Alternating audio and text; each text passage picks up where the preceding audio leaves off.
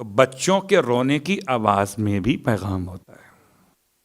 پہلی بات تو آپ کی خدمت میں بیان کر دوں کہ معصومین کی بارگاہ میں خود امام جعفر صادق علیہ السلام تو وسلم شاد فرماتے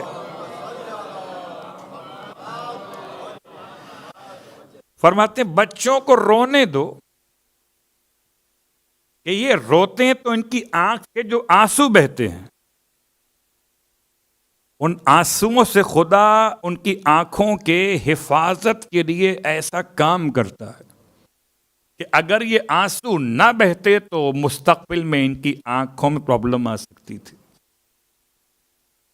اس کا مطلب یہ نہیں کہ اسے رلایا جائے، وہ الگ موضوع ہے. کہ ان کے منہ سے اور ناک سے جو لعاب بہتا ہے وہ خدا کی طرف سے نظام کا حصہ ہے. اس کا مطلب ہر ایک آنے والا بچہ دنیا میں جو آیا ہے اس کے آنکھ سے آنسو ایک پیغام ہے. شفا کا اس کے لیے، اس کے دہن سے لعاب کا نکلنا ایک پیغام اس کی شفائے بدن کے لیے. ہم سمجھیں کہ نہ سمجھیں مگر آل محمد سمجھا گئے.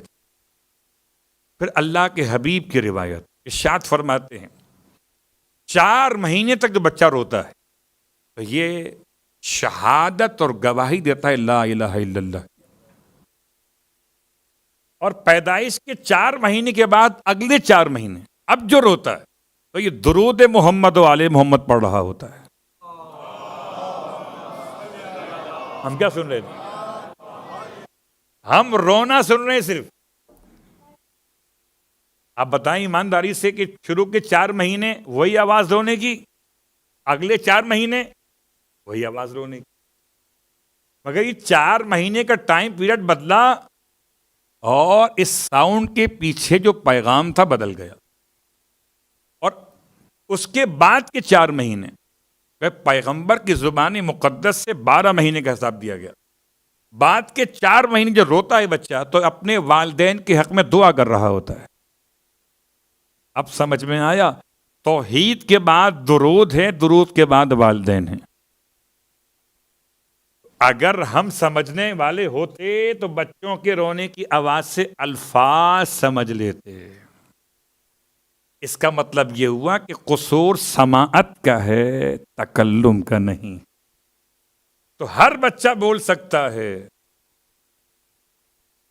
سمجھنے والا تو کوئی ہو، بول تو رہا ہے. البتہ جہاں تک مسئلہ رہا مولا کائنات علی ابن ابی طالب علیہ السلام کے بولنے کا،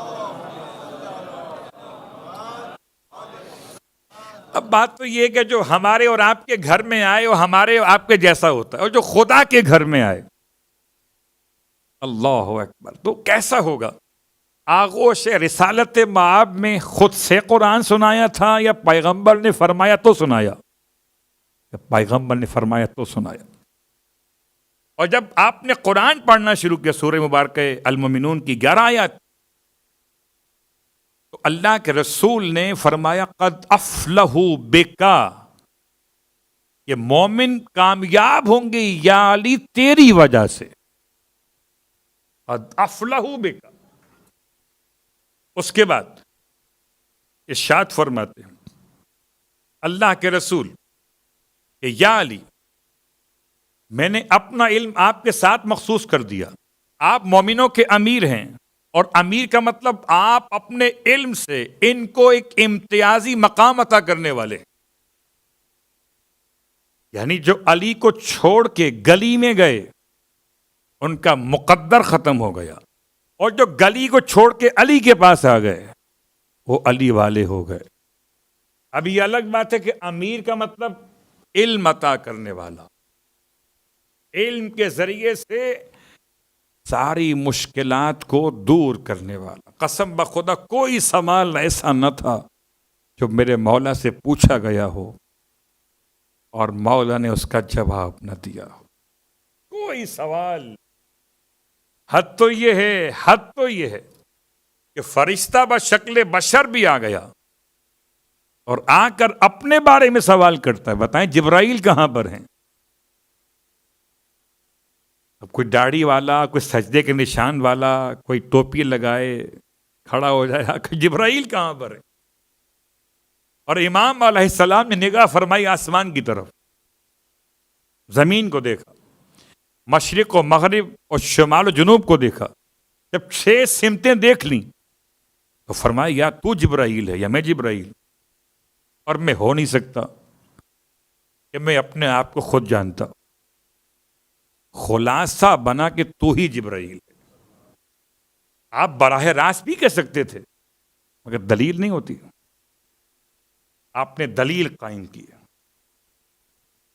تو اب اللہ کے رسول کی گود میں قرآن پڑھنا اور آپ کا امیر کہنا، بات 2 مکمل ہوگی. سوال نمبر 1 کیا تھا؟ کیسے قرآن بچپن میں بولے؟ کیسے؟ جیسے عیسیٰ بولے تھے، یوسف کا گواہ بولا تھا، ایسے علی ابن ابی طالب بولے.